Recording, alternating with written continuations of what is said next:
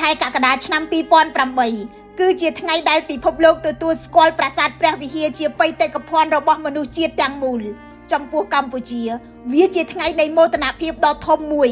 ប៉ុន្តែឆ្នាំនេះការរំលឹកខួបនៃការចុះបញ្ជីភ្ជាប់មកជាមួយនៅស្នាមរបួសដ៏ជ្រៅក្នុងក្រអៅបេះដូងរបស់ប្រជាជនខ្មែរដែលបង្កដោយការឈ្លានពានរបស់យោធាថៃប្រាសាទព្រះវិហារមិនមែនជាប្រាសាទដែលកើតឡើងដោយអភូតហេតុទេប្រាសាទព្រះវិហារកើតឡើងពីញើសឈាមកម្លាំងនិងប្រាជ្ញារបស់បុព្វបុរសខ្មែរនៅលើកំពូលភ្នំដងរែកដែលមានកម្ពស់ជាង500ម៉ែត្របុព្វបុរសខ្មែរបានប្រើតែកម្លាំងមនុស្សកាប់អូសលើករៀបឆ្លាក់ថ្មបង្កើតសំណង់ដ៏អស្ចារ្យមួយដែលឈររឹងមាំអស់ជាង1សហសវត្សរ៍ជាង1000ឆ្នាំប្រាសាទព្រះវិហារបានឆ្លងកាត់ភ្លៀងខ្យល់កម្ដៅសង្គ្រាមនិងការប្រែប្រួលនៃប្រវត្តិសាស្ត្រទីនេះបានក្លាយជាកន្លែងដែលអ្នកបុរាណវិទូសិក្សាអ្នកទេសចរពីជុំវិញពិភពលោកឡើងទៅទស្សនានិងប្រជាជនខ្មែរឡើងទៅគោរពដោយមោទនភាពប៉ុន្តែអ្វីដែលធម្មជាតិនិងពេលវេលាមិនអាចបំផ្លាញបានរាប់សតវត្សរ៍បែរជាត្រូវរងការខូចខាតក្នុងយុគសម័យនៃអរិយធម៌យោងតាមក្រសួងវប្បធម៌កម្ពុជាប្រាសាទព្រះវិហាររងការខូចខាតយ៉ាងដំណំចំនួន560កន្លែងដោយសារការបាញ់ផ្លោងនិងការទម្លាក់គ្រាប់បែករបស់យោធាថៃកាលពីខែកក្កដានិងខែធ្នូឆ្នាំ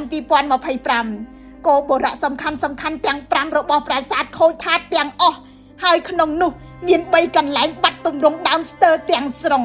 ចំពោះអ្នកខ្លះនេះប្រហែលគ្រាន់តែជាការខូចខាតលើថ្មប៉ុន្តែចំពោះអ្នកដែលយល់ពីតម្លៃនៃបេតិកភណ្ឌថ្មនីមួយគឺជាទំព័រមួយនៃប្រវត្តិសាស្ត្រខ្មែររាល់ស្នាមប្រេះលើជញ្ជាំងគឺជាស្នាមប្រេះលើអរិយធម៌ខ្មែររាល់បំណែកដែលបាត់បង់គឺជាផ្នែកមួយនៃរឿងរ៉ាវដែលមិនអាចនិពន្ធឡើងវិញបានគ្មានវិស្វករណាម្នាក់អាចសាងសង់ប្រាសាទព្រះវិហារថ្មីមួយដែលមានអាយុជាង1000ឆ្នាំបានឡើយគ្មានបច្ចេកវិទ្យាណាអាចបង្កើតពេលវេលាឡើងវិញបានទេដូច្នេះការខូចខាតលើបេតិកភណ្ឌពិភពលោកជាការបាត់បង់ផ្នែកមួយនៃការចងចាំរួមរបស់មនុស្សជាតិពេលនេះការងារសង្គ្រោះនិងជួសជុលបានចាប់ផ្ដើមហើយអាជ្ញាធរជាតិព្រះវិហារកំពុងអនុវត្តផែនការសង្គ្រោះបន្ទាន់រួមមានការបោសសម្អាតគ្រឿងផ្ទុះទល់ទ្ររចនាសម្ព័ន្ធប្រមូលបំណែកថ្មថតឯកសារ 3D និងស្ដារប្រព័ន្ធភ្លើងទឹកបុរាណដោយមានការគាំទ្រពីរាជរដ្ឋាភិបាលនិងដៃគូអន្តរជាតិរួមទាំង UNESCO ប៉ុន្តែការជួសជុលប្រាសាទមិនមែនជាការងារដែលអាចបញ្ចប់បានក្នុងរយៈពេលខ្លីទេលោកគង់ពុទ្ធិកាអគ្គនាយកអាជ្ញាធរជាតិព្រះវិហារលើកឡើងថាការជួសជុលអាចត្រូវការពេលពី20ទៅ30ឆ្នាំដើម្បីឲ្យប្រាសាទព្រះវិហារអាចឈររឹងមាំដូចមុននេះជាចំណុចដែលគួរឲ្យឈឺចាប់ការបំផ្លាញអាចកើតឡើងក្នុងពេលខ្លីប៉ុន្តែការជួសជុលអាចត្រូវការពេលមួយចំនួនមនុស្សថ្ងៃទី7ខែកក្កដាគួរជាថ្ងៃដែលរំលឹកយើងថាការចុះបញ្ជីជាបេតិកភណ្ឌពិភពលោកមិនគួរមានន័យត្រឹមការទទួលស្គាល់នោះទេ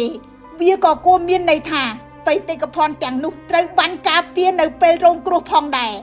ការពារប្រាសាទមិនមែនចាប់ផ្ដើមនៅថ្ងៃមានវិបត្តិទេ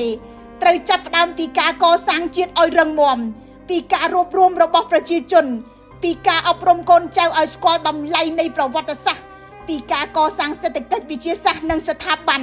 ដែលធ្វើឲ្យប្រទេសមានសមត្ថភាពថែរក្សាអ្វីដែលបុព្វបុរសបានបន្សល់ទុកខ្ញុំរស់សុធាពី News Today NTTV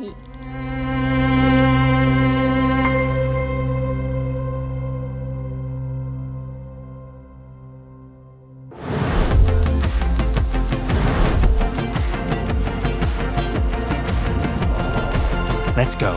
The new Forge territory.